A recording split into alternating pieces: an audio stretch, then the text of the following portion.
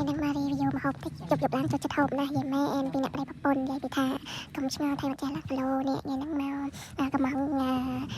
គេហៅថាគេហៅមកតាំងគេកំងមកតាំងណាហើយមកតាំងពេលយប់ហ្នឹងតំណងដាក់កឃើញអញ្ចឹងណាប៉ុន្តែនៅក្រៅច្រើនមែនតើខ្ញុំអត់សោះមកច្រើនខ្លាំងហើយគេមានបន្លែសង្គមមកគេមានសាច់ទៀតហើយសាច់គោគេក៏ច្រើនដែរសាច់គោគេចិត្តសាច់គោអូស្ត្រាលីច្រើនណាស់ចាំពេលទៀតញ៉ាំចាំហាញឥឡូវមកមើលទៀតតិចតាហ៊ូសយហើយតាហ៊ូសយគេគេថាទឹកស្ដាយឲ្យទៀតអានេះមកទឹកស្ដាយតាហើយមួយចានតា5000នេះហើយដឹកដល់កន្លែងទៀតបុកទាំងថ្លៃដឹកខាងនេះជា6000ជាងហើយអត់ចាំទេតែនឹងតាអត់ដល់$2ទេបុកទាំងថ្លៃដឹកនឹងហើយលេងបានតាហ៊ូសយញ៉ាំមកកណ្ដោហើយលេងបានទាំងទឹកស្ដាយទៀតតែឆ្ងាញ់បាក់គេទឹកដៃខ្ញុំចូលចិត្តឆ្ងាញ់មើលទៅឡើងតំណងមកហើយគេដាក់ខ្ចប់ពេជ្រខ្ចប់ក្រែចាំអត់ចាំយើងចាក់ចូលគ្នា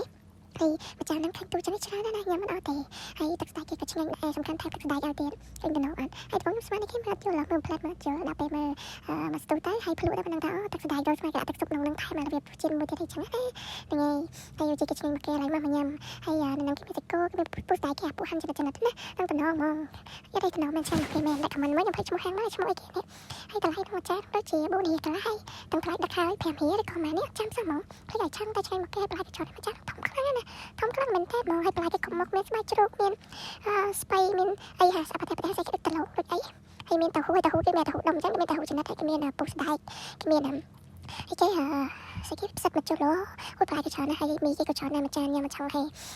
តាហ៊ូស្អុយគេវិញស្អុយតែពេលខ្លះនេះពេលញ៉ាំតែអត់ស្អុយទេហើយឆ្ងាញ់មកគេហើយឈ្មោះអីគេនេះឈ្មោះដែលហៅហើយអត់ចាំហ្មងចាំដាក់នៅក្នុងវីដេអូកាត់អត់កន្លែងនោះដូចជា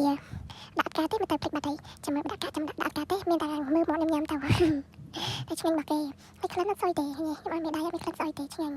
ខ្ញុំចូលចិត្តមកបែបតែហើយស្លេងខ្ញុំបាច់ស្ដាប់ពេលស្លេងញ៉ាំអត់សូវខ្លួនស្អកក៏វាប្រស័យ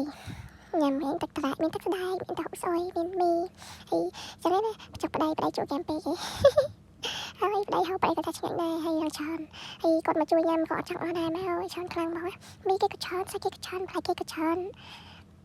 មើលនៅគ្នាមើលឥឡូវខនមើលនិយាយប្តីចង់សក់ថ្មទៀតប្តីមែនយ៉ាងអីចឹងឃើញអត់ហើយនិយាយពីថាកំឆ្ងល់ថៃ1គីឡូចិត្តឡើងធំទៅទូសាគីឡូធំអើយធំមើលមកនិយាយពីថាទាំងយប់ក៏ហូបទាំងថ្ងៃក៏ហូបគ្រប់ពេលបាយ